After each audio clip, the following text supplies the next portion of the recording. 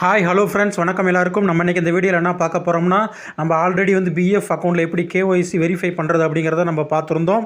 அதை அப்ளை பண்ண பிறகு நம்ம ஸ்டேட்டஸை பார்த்து அது வந்து ரிஜெக்ட் ஆகிருக்கா இல்லை அப்ரூவல் ஆகிருக்கா அப்படிங்கிறத பார்த்துட்டு, ஒருவேளை ரிஜெக்ட் ஆகிருந்தால் அது எப்படி வந்து சரி செய்கிறது அப்படிங்கிறத இந்த வீடியோவில் உங்களுக்கு சொல்ல போகிறேன். வாங்க வீடியோக்குள்ளே போகலாம். ஃபஸ்ட்டு கூகுள் குரோம் ஓப்பன் பண்ணிவிட்டு அதில் இபிஎஃப் அக்கௌண்ட்டை வந்து லாகின் பண்ணிக்கோங்க. நான் எப்படி லாகின் பண்ணுறதுங்கிறத இதுக்கு முந்தின வீடியோவில் போட்டிருக்கேன், அதை பார்த்துக்குங்க. இதில் வந்து மேனேஜ் அப்படின்ட்டு கொடுத்தீங்களா, அதில் வந்து கேஒய்சிங்கிற ஆப்ஷன் இருக்கும். அந்த இதை நீங்கள் வந்து இது மாதிரி கிளிக் பண்ணிக்கோங்க. கிளிக் பண்ணோமே இப்போ வந்து உங்களுக்கு இந்த மாதிரி ஓப்பன் ஆகும். இதில் வந்து நம்ம வந்து பேன் கார்டு, அதுக்கப்புறம் வந்து பேங்க் பாஸ்புக்கு வந்து இதுக்கு முன்னாடி வந்து கேஒய்சிக்கு அப்ளை பண்ணியிருந்தோம்னா அதோட ஸ்டேட்டஸ் என்ன அப்படிங்கிறது நம்ம வந்து இதில் காமிக்கும். இதில் வந்து ரிஜெக்ட் பண்ணியிருந்தாங்கன்னா அதற்கான ரீசன் என்ன அப்படிங்கிறது போட்டிருப்பாங்க. இன்னும் வந்து அக்செப்ட் பண்ணலைன்னா அது பெண்டிங் அப்படிங்கிற மாதிரி வரும். இதில் வந்து பேன் கார்டு வந்து பெண்டிங்கில் இருக்குது. அது வந்து நம்ம எம்ப்ளாயரை தான் அப்செட் கொடுக்கணும்.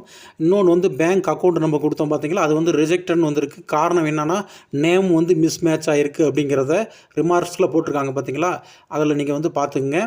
இப்போ வந்து நம்ம பேங்க்கில் இருக்க நம்ம பேங்க் பாஸ்புக்கில் இருக்க நம்மளோட நேமும் இபிஎஃப் அக்கௌண்ட்டில் கொடுத்துருக்க நேமும் வந்து சேமாக இருக்கணும். சேமாக இருந்தால் தான் நம்மளுக்கு வந்து இங்கே வந்து அக்செப்ட் கொடுப்பாங்க. அதுக்கு வந்து நீங்கள் மேனேஜில் போய் உங்களோட ப்ரொஃபைலை வந்து பார்த்துக்குங்க. உங்கள் ப்ரொஃபைலில் உங்கள் நேம் எப்படி இருக்குதுன்னு பார்த்துக்குங்க.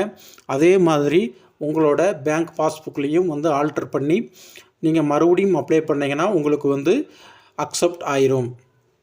ஒருவேளை யூஏஎன் அக்கௌண்ட்டில் தப்பாக இருந்ததுன்னா நீங்கள் வந்து யூஏஎன் அக்கௌண்ட் வந்து எம்ப்ளாயிட்ட சொல்லி நீங்கள் வந்து அந்த யூஏஎன் நேமை வந்து சேஞ்ச் பண்ணிக்கலாம். அதுக்கு ஏதாவது ப்ரூஃப் கேட்பாங்க. அந்த ப்ரூஃப் அதுக்கேற்ற மாதிரி நம்ம கொடுத்தோம்னா அது சேஞ்ச் பண்ணிடுவாங்க. ஓகே ஃப்ரெண்ட்ஸ், இந்த வீடியோவில் நம்ம வந்து என்ன தெரிஞ்சுக்கிட்டோம்னா, அதாவது நம்ம பிஎஃப் அக்கௌண்ட்டில் கேஒய்சி வெரிஃபை பண்ணோம்னா அது வந்து ரிஜெக்ட் ஆகிடுச்சுன்னா அது என்ன காரணம் அப்படிங்கிறத நம்ம பார்த்து அது எப்படி அப்ளை பண்ணுறது அப்படிங்கிறத தெரிஞ்சுக்கிட்டோம்.